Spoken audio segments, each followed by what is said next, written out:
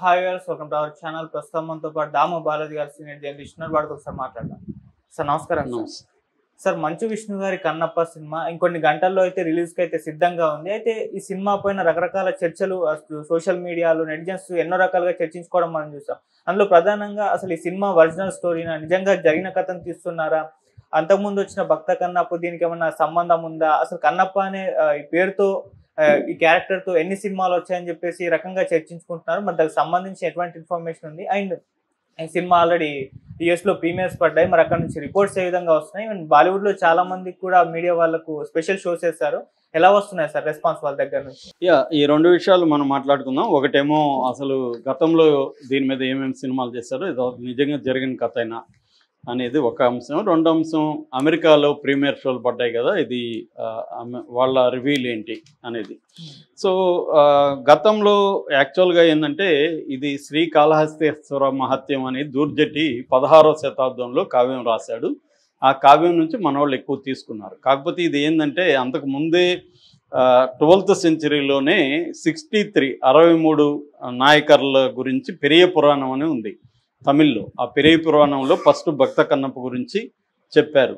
అట్లాగే కన్నడలో 12th సెంచరీలో హరిహర అనే ఒక ఆయన రాసిన రాగాలేగ అని హలబీడుకు సంబంధించిన వ్యక్తి, అందులో కూడా భక్త కన్నప్ప గురించి ఉంది. అట్లాగే 13వ సెంచరీలో బసవ పురాణం పాల్కురికి సోమనాథుడు రాశాడు, లింగాయత్ ట్రెడిషన్లకు సంబంధించి, అందులో కూడా భక్త కన్నప్ప గురించి ఉంది. అట్లాగే 1000 స్తంభాల మీనాక్షి గుడి, మదురైలో ఉండే మీనాక్షి గుడి 1000 స్తంభాల్లో అనేక మందితో పాటు కన్నప్ప బొమ్మ కూడా ఉంది.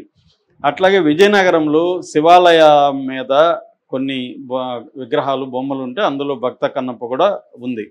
అట్లాగే తంజావూరు మ్యూజియంలో కన్నప్ప విగ్రహం కూడా ఉంది.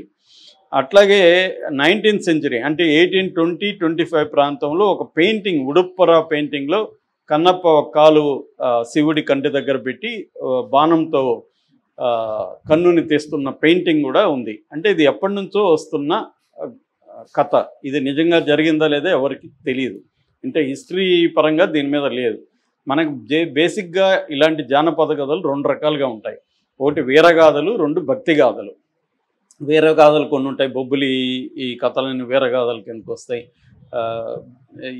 ఇదేమో భక్తి గాథ కిందకు వస్తుంది కన్నప్ప. సో ఈ కన్నప్ప అనే అతను కాళహస్తి దగ్గర, ఎందుకంటే కాళహస్తి దేవాలయం కానీ లేకపోతే అక్కడ ఉన్న వాయులింగం కానీ ఈ కన్నప్పకి సరిపోయే విధంగా ఉన్నాయి, ఈ చరిత్రకు సరిపోయే విధంగా. అందుకనే దూర్జట్టు కూడా శ్రీకాళహస్తీశ్వర మహత్యం అని చెప్పాడు. సో కాబట్టి ఈ కథ అప్పటి నుంచి వస్తూ ఉంది. వీళ్ళు దాన్నే పుస్తకాల్లో కూడా రాశారు. విగ్రహాలు కూడా పెట్టడానికి అదే కారణం. ఆల్రెడీ అది పాపులర్, జనంలో పాపులర్గా ఉంది. నిజంగా జరిగిందా లేదా అనేది కరెక్ట్గా తెలియదు కానీ పాపులర్గా అయితే ఉంది. అయితే దీని మీద సినిమాలు ఫస్ట్ వచ్చిన సినిమా 1938లో కన్నప్ప నాయనార్ అని విఎన్ సుందరం తమిళ సినిమా ఫస్ట్ వచ్చింది. బుక్ కూడా ఫస్ట్లోనే పెరియ పురాణం తమిళ్లో ఉంది. దాని తర్వాత సినిమా కూడా 1938లోనే వచ్చింది. 1954లో రాజ్ కుమార్, మన Kannada super star Raj Kumar act చేసిన బేడర కన్నప్ప అనే ఒక సినిమా వచ్చింది. 1955లో శివభక్త అనే హిందూ సినిమా వచ్చింది. షాహు మోదక్ అనే ఆయన దీన్ని డైరెక్ట్ చేశాడు. 1976లో మన కృష్ణరాజ్ది భక్త కన్నప్ప. మళ్ళీ 1988లో శివమచ్చిత కన్నప్ప, కన్నడలో పునీత్ రాజ్కుమార్, శివరాజ్ కుమార్ కొడుకు చనిపోయాడు ఈ మధ్య, అతను యాక్ట్ చేసిన ఇది వచ్చింది. దాని తర్వాత ఇప్పుడు మన విష్ణు తీసిన కన్నప్ప. సో ఇటు పుస్తకాల్లో కానీ ఇటు సినిమా పరంగా కానీ దీనికి పెద్ద చరిత్ర ఉంది.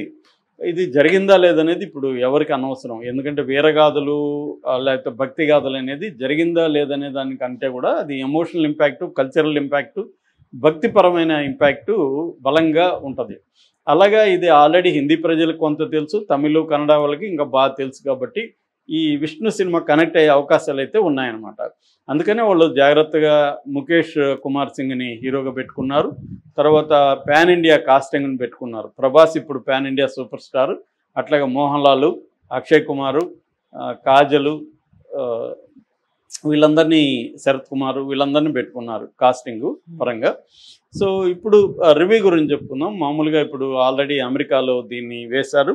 సో ఇది బేసిక్గా కథ ఏంటంటే, వీళ్ళైతే కథనే మార్చలేదు. కథ బేసిక్గా కథ ఏంటి, కాళహస్తి ఏరియాలో ఒక హంటర్ వేటగాడు ఉన్నాడు, కన్నప్ప అనే ఒక వేటగాడు. అతను చెంచు ట్రైబ్ సంబంధించిన వాడు.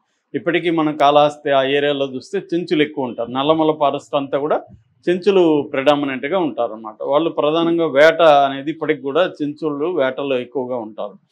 సో అలాగా ఇతను వేటగాడు, నాస్తికుడు, దేవుణ్ణి నమ్మేవాడు కాదు. అలాంటి వ్యక్తి దేవుణ్ణి అంటే ఈ శివుడి విగ్రహం, వాయులింగం అని అక్కడ విగ్రహం ఉంది. ఆ విగ్రహం కాదు, అది లింగం, వాయులింగం అంటారు. ఆ వాయులింగం ఒకరోజు ఇతను భక్తిలోకి వెళ్ళాడు. ఆ తర్వాత శివుడిని భక్తిని పూజించడం, నోటితో పక్కన ఉన్న అతని దగ్గర ఏమీ లేదు కాబట్టి, అంటే దోణి అవి తెస్తూ ఉంటే అది పోతూ ఉన్నాయి కాబట్టి నోటితో నీళ్లు తీసుకురావడం, దాని మీద నోటితో పోయడం అవి చేస్తున్నాడు. అతను మాంసాహారం తింటాడు కాబట్టి దేవుడికి మాంసాహారమే పెట్టాడు.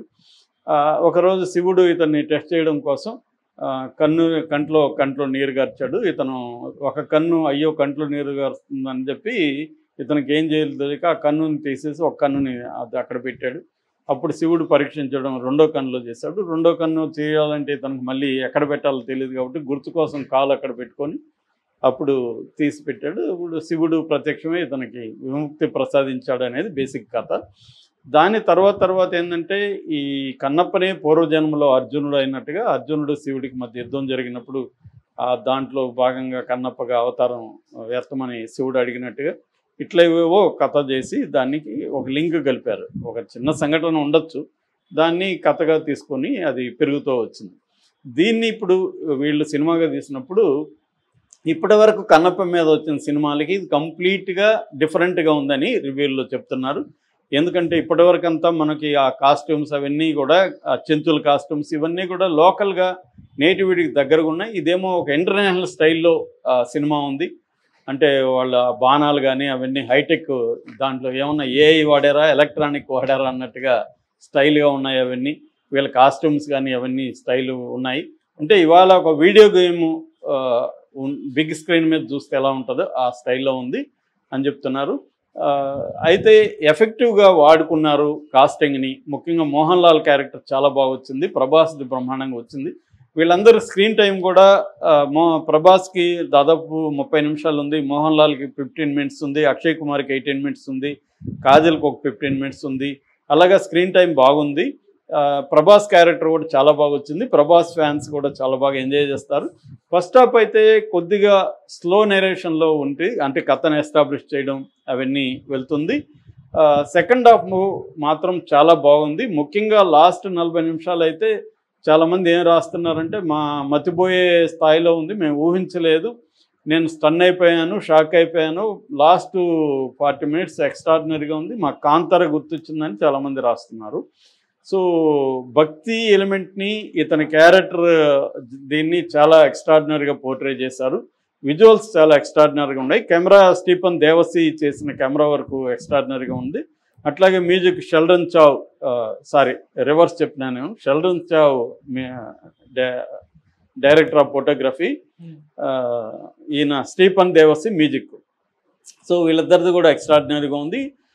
కాకపోతే కొద్దిగా కానీ ఫస్ట్ హాఫ్లో ట్రిమ్ చేస్తుంటే 3 గంటలు లేకుండా ఒక 15-20 మినిట్స్ కానీ తీసేస్తుంటే ఇంకా క్రిస్ప్గా బాగొచ్చుండేది. ఖచ్చితంగా ఇదైతే హిట్ సినిమా.